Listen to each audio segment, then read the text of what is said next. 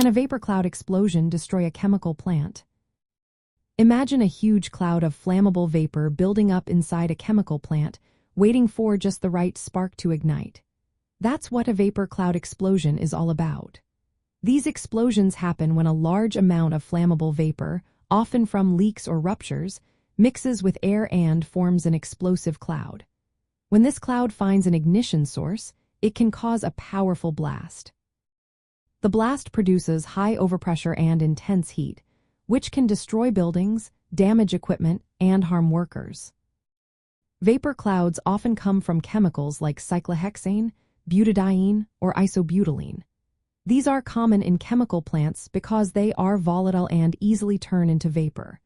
When enough vapor gathers and reaches the right concentration, it can ignite quickly. Sometimes the explosion turns from a slow flame to a shockwave that travels faster than sound, making the damage even worse. History shows how dangerous vapor cloud explosions can be.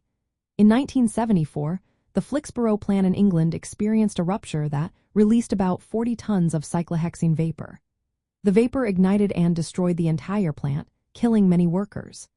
In 2005, the Texas City refinery had a vapor cloud explosion caused by a hydrocarbon leak. The blast destroyed nearby trailers, damaged storage tanks, and resulted in 15 deaths. The explosion was so loud it was heard miles away. More recent incidents like the Yankton Majestic resin plant explosion in 2021 and the Cameco explosion in 2019 also show how these events can cause widespread damage and loss of life. The size and danger of a vapor cloud explosion depend on several factors. The bigger and more uniform the vapor cloud, especially if it is close to the ideal fuel-to-air ratio, the more likely it is to cause a severe blast.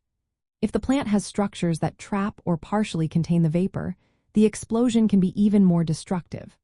Sparks, hot surfaces, or mechanical equipment can ignite the cloud, so controlling ignition sources is very important.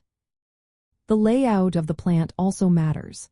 Tightly packed equipment and piping can make the explosion spread faster and cause more damage.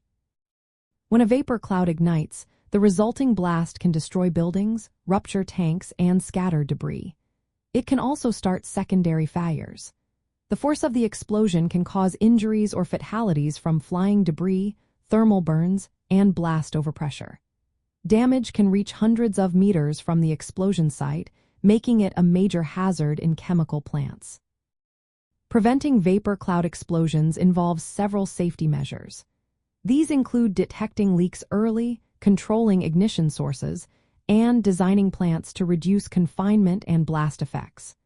Regular inspections, safety protocols, and emergency plans are essential to protect workers and the environment. In the end, vapor cloud explosions are among the most serious risks in the chemical industry. They can wipe out entire facilities and cause tragic loss of life.